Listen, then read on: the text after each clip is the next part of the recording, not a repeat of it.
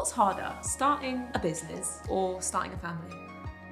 When the business was about 9, we felt pregnant. Did you have a maternity leave? Mum guilt. We just keep working and working. There's a way to make it work and that looks different for everyone. What has been unexpected challenges? Was there ever a part of you that was like, I'm kind of ready to give it up?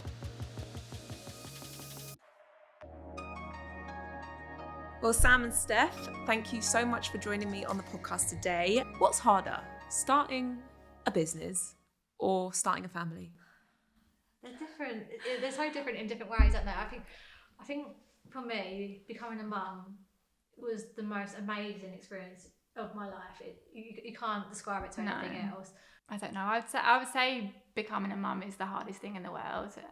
I think business, yes, it's challenging, but it's so exciting as well. And obviously the same thing with being a mum, but I don't know, I feel like with mum, it's just really, really, everything's so unexpected and you go into it thinking you know how it's going to be, but you really don't. And every stage just kind of has its different challenges. So yeah, I'd say kind of the transition to being a mum is really tricky. I think starting a business was a slower, gradual process, whereas becoming a mum is an overnight, you've got this new life that you have to look after. So it's a little bit, almost you're thrown in the deep end, aren't you, in the sense that your life's now changed. You've got this human being you need to look after, whereas growing a business, you're kind of working it, you're chipping away day by day, and it's tough. You have to have that resilience, but it's over a longer period of time that you kind of understanding what you're doing.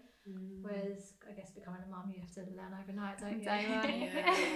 It takes a lot of mental and physical stamina to get through those night feeds and the constant waking up. And it's not just for a couple of days, it's for weeks and months on end, sometimes years for some people. Has there ever been moments in those early hours of the morning when you are shattered, thinking, I don't want to get up and go to work today? Or you want to throw the towel in on the company? Has there ever been a thought that's crept into your mind like that at all?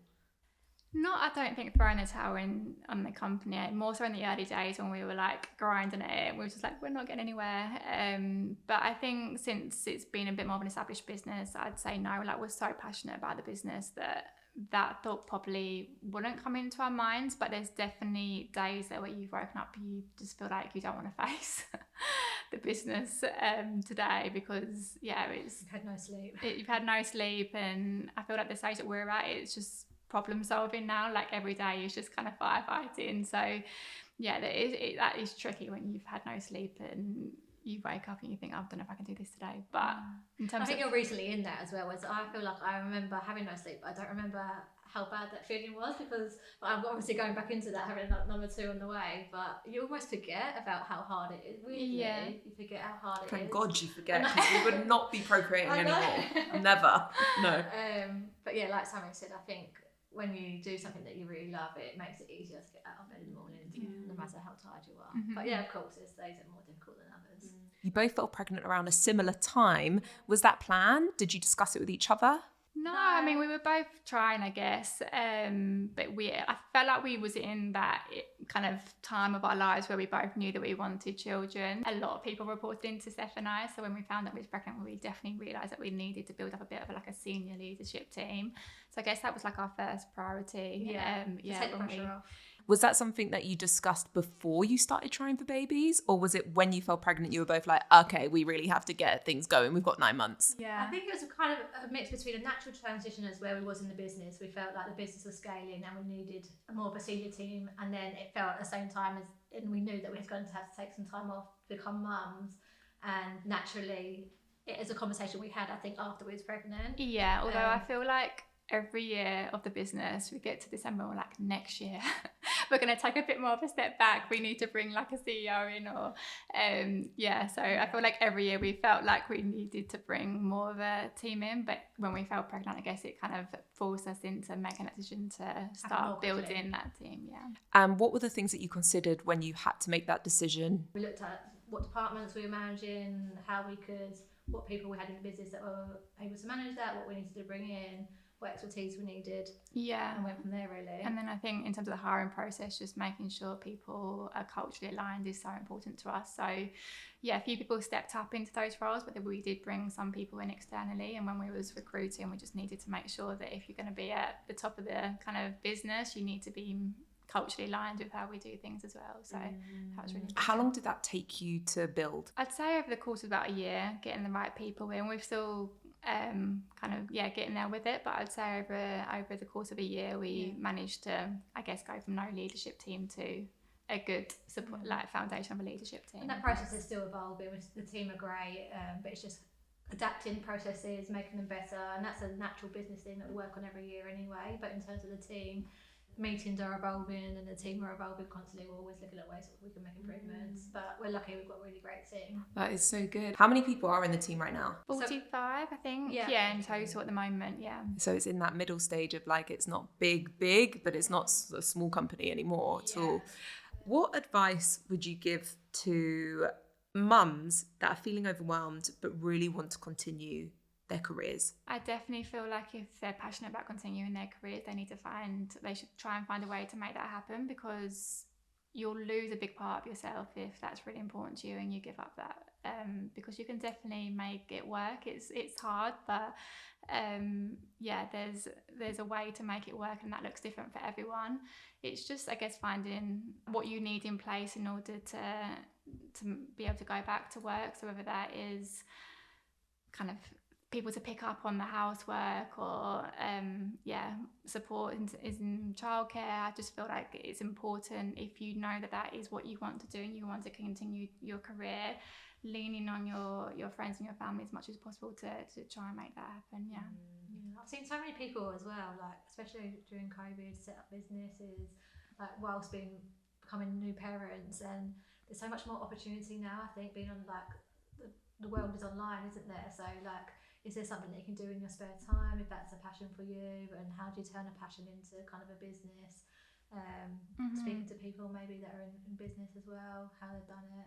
Was it hard for you guys to step back? Yes, I'd say so. I feel like any leaders or founders kind of that have done everything from the beginning. So we've never had investment. So we started the business kind of doing every role in every area ourselves. So naturally, it's hard to kind of let that go and have that trust, I guess, sometimes that people are going to do things the same way that you will, but that's so important, and that is like something that is integral to making a business being able to scale.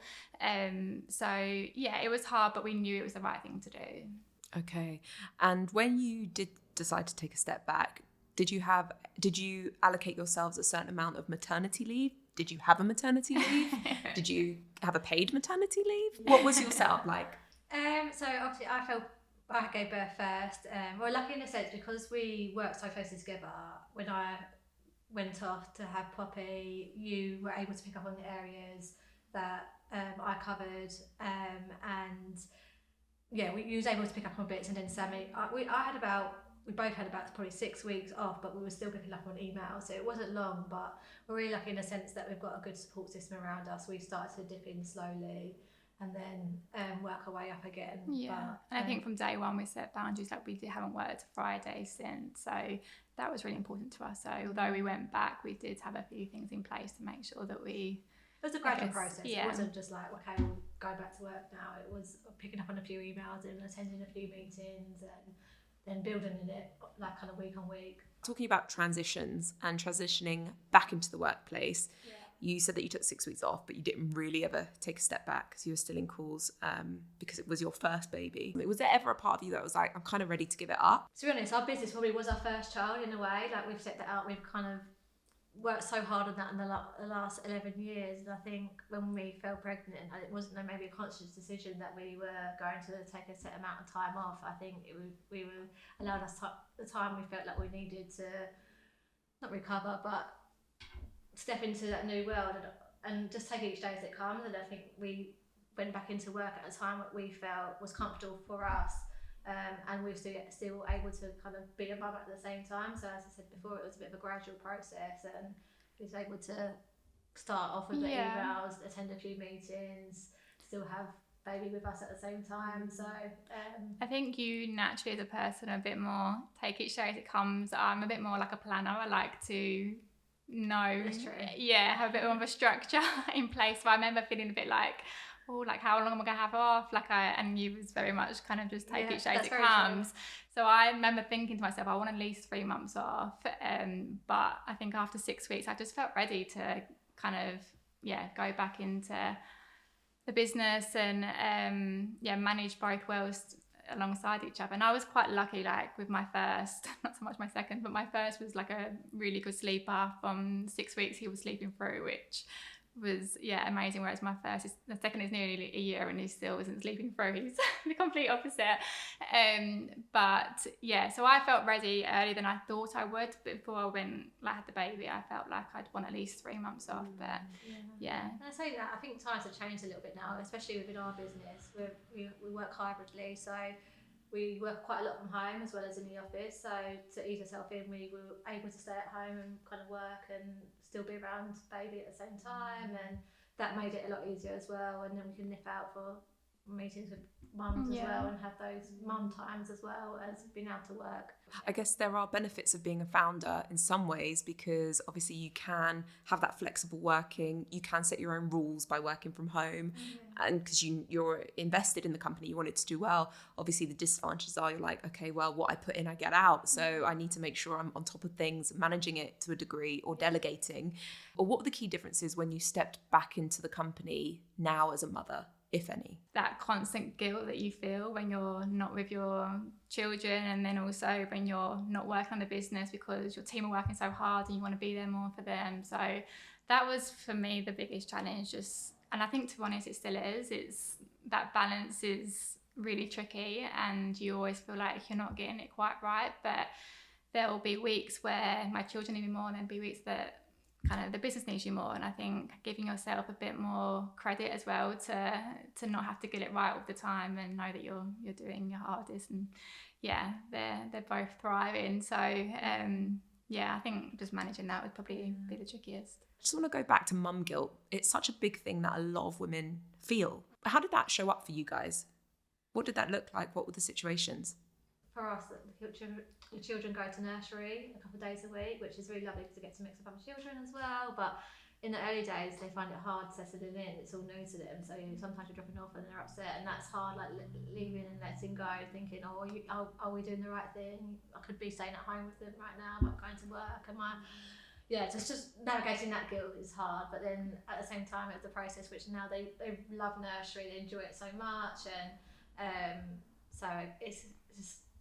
And I think on the other side with the business, like there's definitely times where you feel guilty not putting as much time into the business as we used to as well. Like the team works so hard, like we are so lucky that we've got the team that we've got, and there's definitely times that I feel like the business needs us more than we can give. So it's on both sides as well. Yeah, it is so hard to find that balance, and I don't think you ever do. When you have, you say some weeks the baby needs me, the kids need me more, some weeks the business needs me more. In those times, how do you set yourself up to allow for more space? Do you have, for example, do you have to speak to your sister and say, look, I need to be at home more, or do you have support at home that you need them to step up? What's your strategy? It's gauging, I guess, kind of where the needs are. If one of them are ill, and we need to be around, then we'll lean on each other to support. If we're both needed, then we're really lucky. Our mum is amazing. She helps out. She's come around at the drop of a call, which we're really grateful for. Like worst case, the team are there. Like we always say that any problem is figure outable, so the team can manage. It's not life or death. We're just making clothes. It's not like we're trying to save lives here. So our children will always come first in that scenario, and that's what's most important to us. How do you make sure you don't take the mick with each other? I think we respect each other, and I think there's no worry of that at all, so that doesn't come into my thought process or Sam's thought process. So you know how much I feel like we've both seen how much we put into the business kind of over the 11 years, so it's always genuine. If one of us needs to pick up and kind of make up some of the time, then that's a given. We've never. It's life as well, sometimes you have to put in 60, someone else puts in 40, that flips at other times. So we've got a really good relationship, and we just understand each other really well, and we understand. And we've got our partners to lean on as well. Like, they're amazing, they're really supportive. So Yeah. we're so lucky with the support system that we've got around us that it makes it so much easier to do what we do.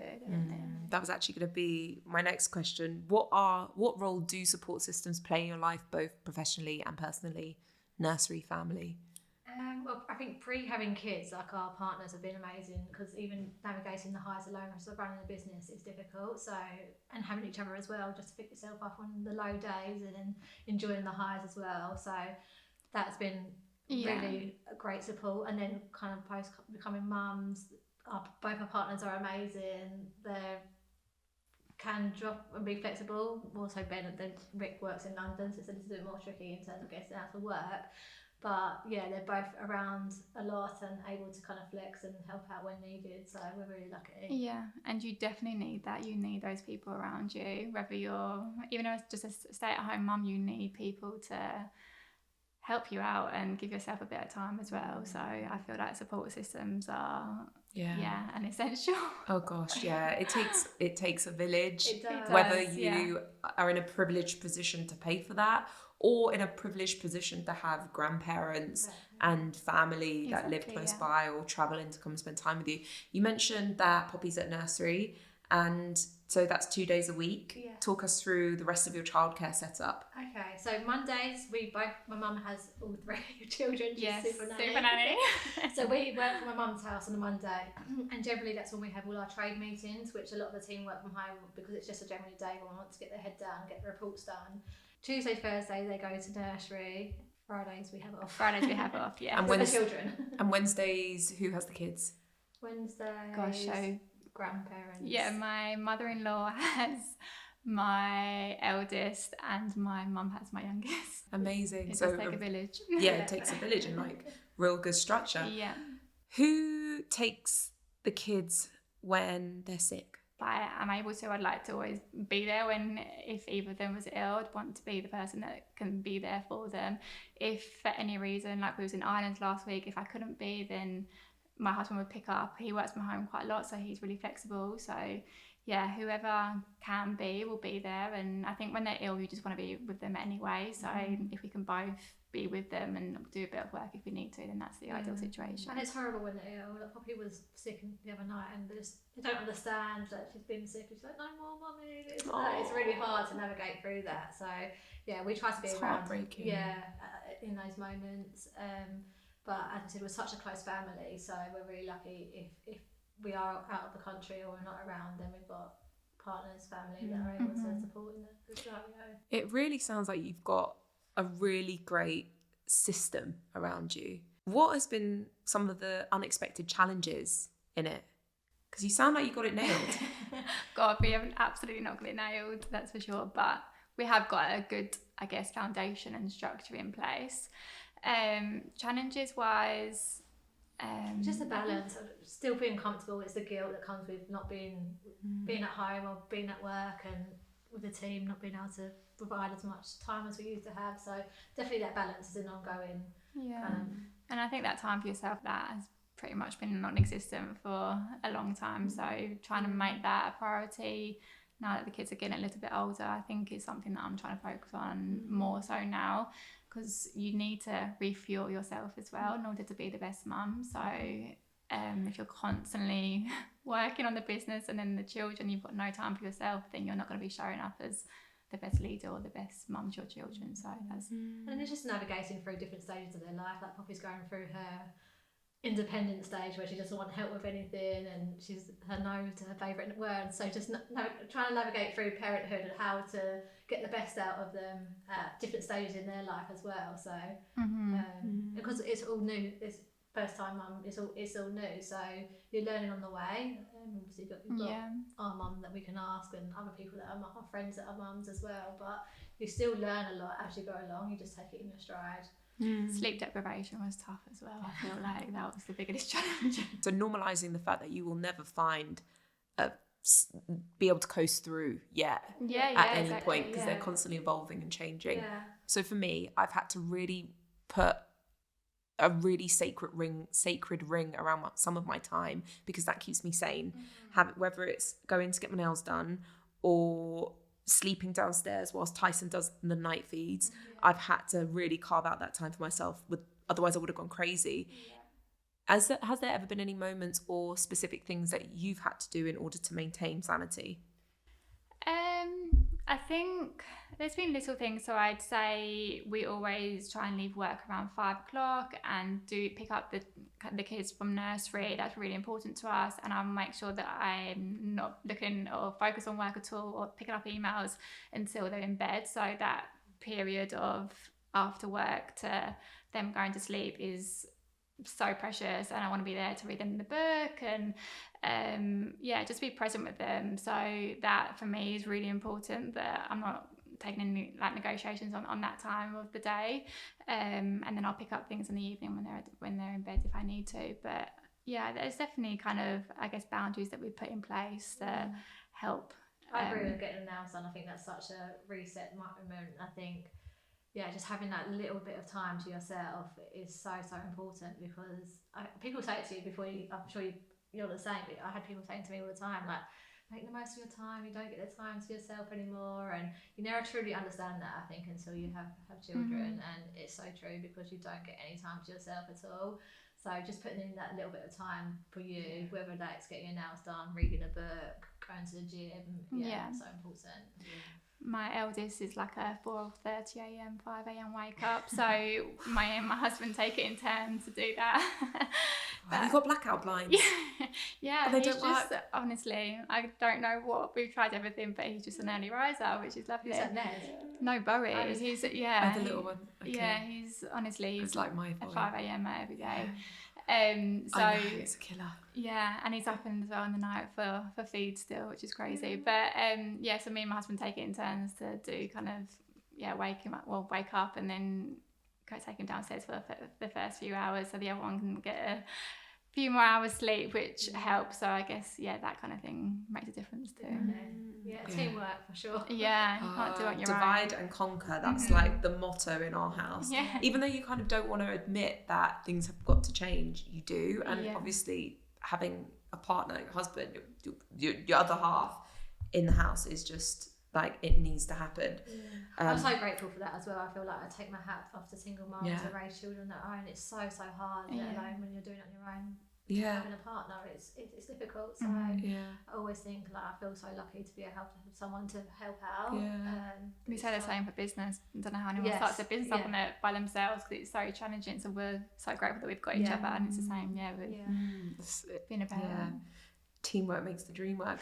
I want to talk about your home life setup, partners, how they support women, especially working business women, working women like yourselves.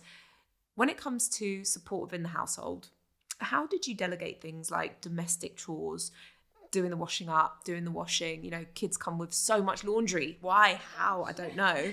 But, with gender stereotypes, a lot of that burden falls on the shoulders of women and mothers. But considering that you both have your companies, you both work pretty much full time, how do you divide that labour? Or do you? I mean, I'm a bit more fortunate because Ben's around a lot, whereas Ricky works shift work, so sometimes he's not around, I guess, in the evening and that kind of thing. But with us, Ben generally does the cooking, and that is the complete opposite of what the stereotypes are. So he will cook dinner, I'll do the bath time and with the kids, get them ready for bed. So that works really well. And then he's very hands-on. So again, I'm so lucky, but he'll just help chip in on all the housework, so the washing and that kind of thing. We just divvy it up between us. But I couldn't do it by myself, so I'm lucky that I've got a husband. Have to do it by yourself. Exactly. And I'm lucky that I've got a husband that is really understanding of that, so he's definitely good. Yeah, and then for Ricky, as Sammy said, he works shift work, so he's got a different time. There was quite a lot, but when he is at home, I'm fortunate in the sense that although shift work's hard, in the sense that sometimes he works through the night, sometimes he's around in the morning, but he's sometimes able to pick Poppy up from nursery, or he's able to do like the nursery runs. He's really domestic, so he'll do like the washing when he's around. And I think it's just that understanding that we pick up where we can. If one person's at work, then we then pick up and do the housework or whatever's needed at home. So it's just a mutual understanding that we do what we can. And we love domesticated men. We love them. Very lucky, aren't we? Yeah, and I think as well, having the business maybe help them with that, because they understood how much time we needed to put into the business. So they were so supportive of that when it comes to being a parent, they were used to just being amazing partners and doing what they needed to do to, I guess, support us. So I think having the business originally probably helped them in that sense too. That's what we like to hear. We like that. Like, it's so many different people's jobs to run a household, like to do all of that alone, plus be the primary caregiver, plus be the founder or a full-time work, like at work. I don't know. It's so tough. And I think even now, just that's a challenge at trying to clean the house, do all the house chores, and whilst trying to look at a child at home. So now I'm trying to get Poppy more involved. Like, help me. Do you like to get the Hoover out? And, great. Train them young. Not that she's really good at it, but like in terms of like just trying to share those experiences together as well. And delegate whatever you can. So like, we've got a cleaner now, which makes such a difference. And I think in work and in being a mum, just dedicate whatever you possibly can and are able to make your life easier, because when you're a bit more showing up as yourself, then you're going to be Do you find that you're better at delegating now that you're mums, because you just are like, I'm not doing this? I got better at it since I became a mum. Yeah, I'd say so. I think at work I used to, like we started talking about earlier, like, hold on to things a bit more and doing the doing, I guess, myself and being involved, whereas I just haven't got the time to do it now, so it's going to have to be dedicated. So you don't have the option. Where you want to put your time as well, like where are you going to add the most value in terms of business, being a mum, like what needs your most attention, and then everything else, how do you manage that around those things? What's your biggest motivation with Pretty Lavish now? We're hitting the over 10 years with it. What's keeping you guys going? Do you have the same end goal as when you first started? Has that evolved? What's keeping you going and fueling that drive? Yeah, I think, goals are always evolving, but kind of our mission is still the same. Like, the impact that we can have on women and how we can make them feel in our clothing is what keeps us going. So when we read our reviews, it's like one of the best feelings, like when people say how confident they feel in the brand. And we're still very much UK based, so the world is our oyster still. Like, international expansion is a big goal of ours. So I'd say like the vision is still the same.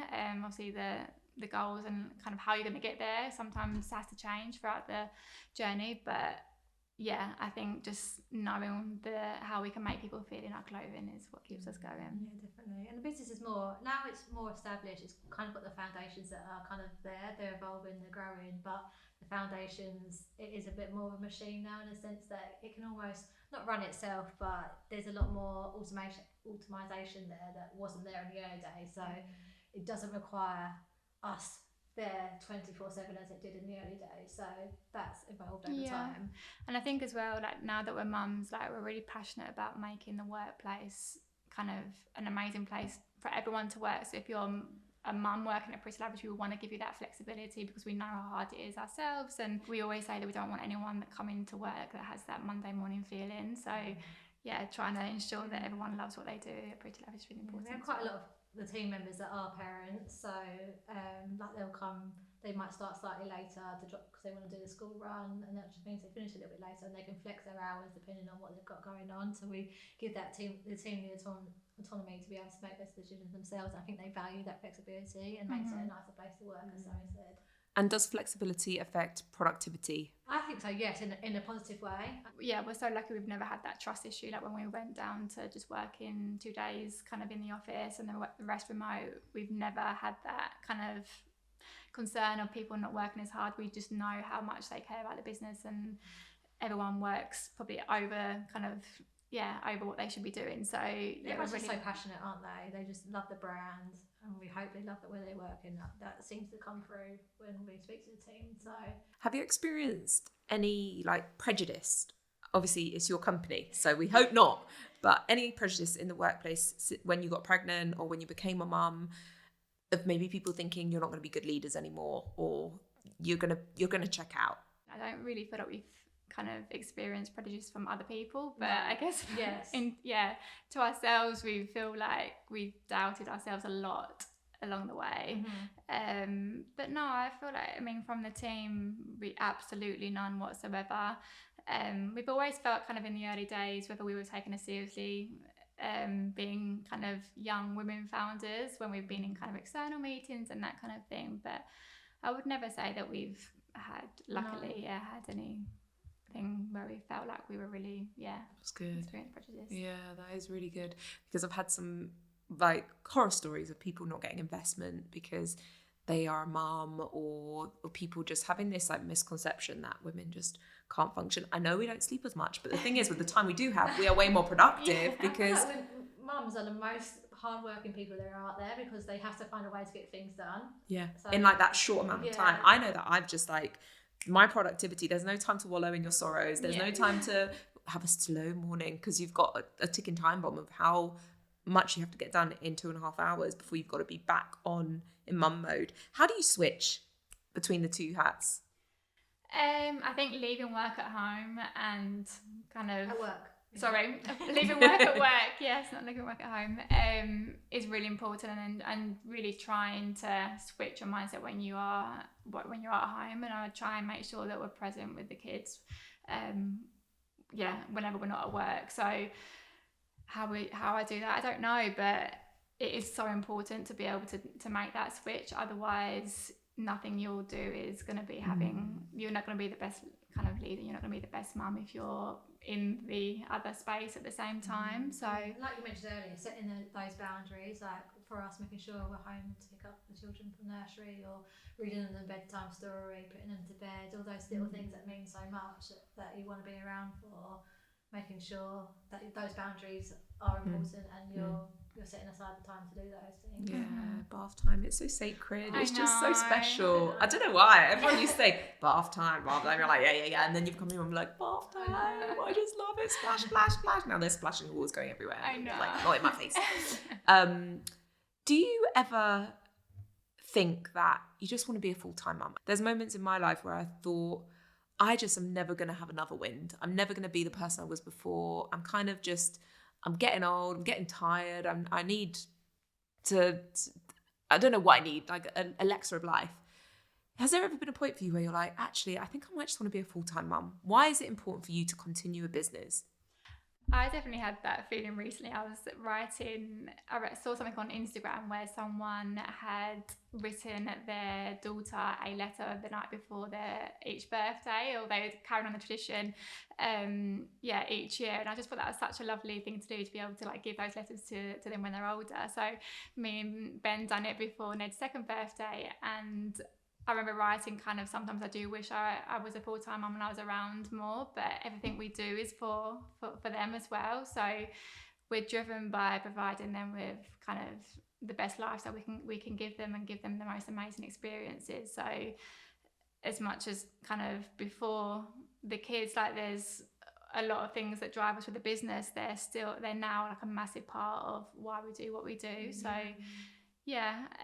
there are definitely days where I think, gosh, I just wish I was around more, but at the same time, I love that they're going to grow up and see how hardworking their parents are, and how if you can, like, we're going to teach them, if you want to put your mind to something, you can achieve anything. So having those values and those morals instilled in them is really important to us as well. Yeah, I couldn't agree more.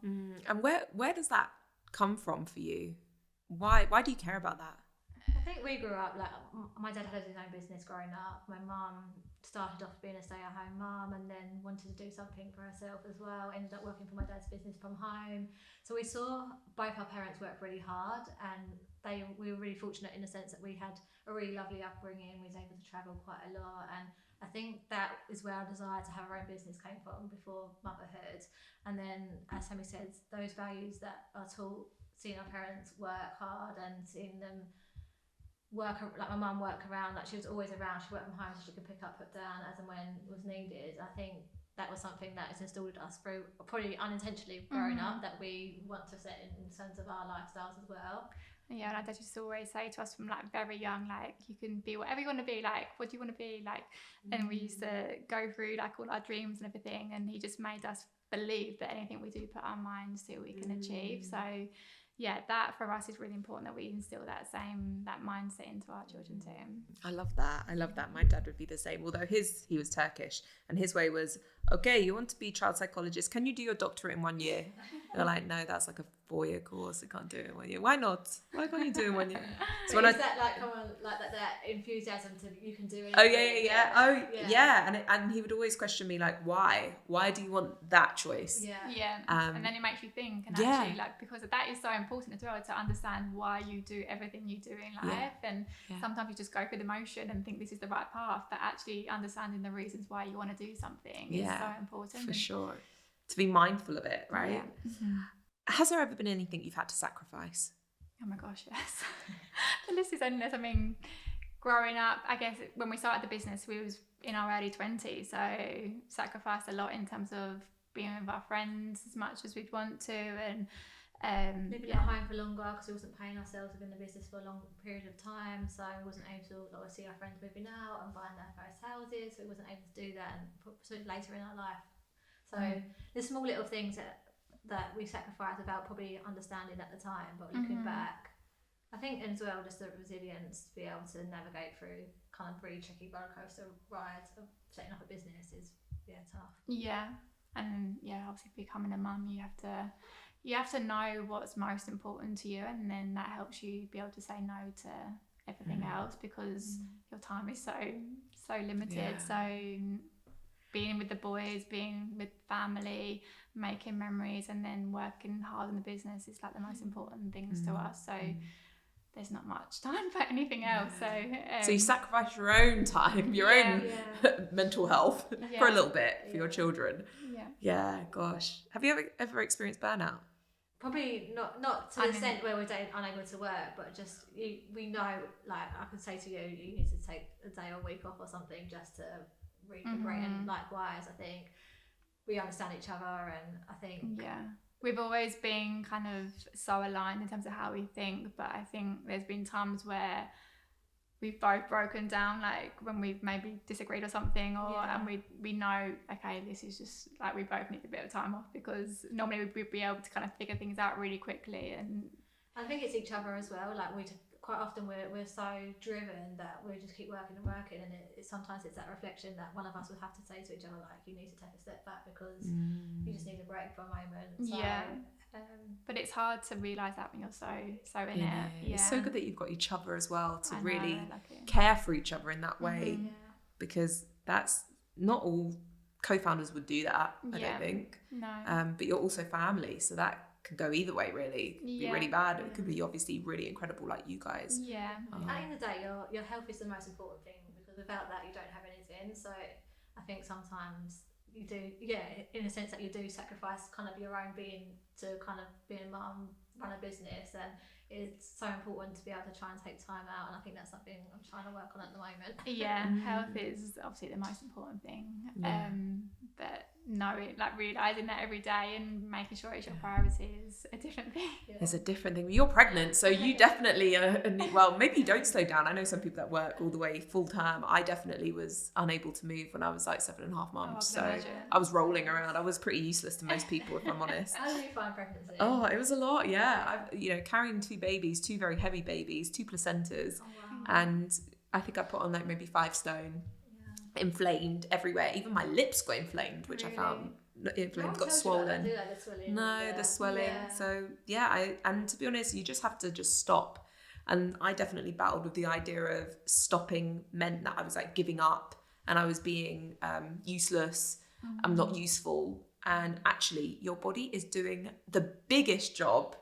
It's like growing humans. Exactly. Or that there's so much work that I'm doing that I'm not actively doing in my brain with my own hands. So it's hard. They say it takes a year for your body to get back to what it was before. And you think, how much it must have changed for it to take that long to actually get back to what it was.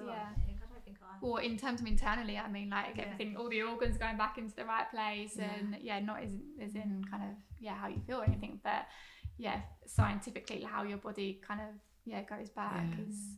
It's so true though, like in terms of just listening to your body, like understanding if I'm tired, giving yourself a credit to be tired if you need to take a nap when being pregnant. Especially when you run your own company or you work for yourself, like the company is only working when you're working, unless you have a great team like you guys have. And that's probably one of the lessons that some of us might want to be thinking about if we are planning to take a bit of a maternity leave or step back is trying to get systems in place to automate and be productive.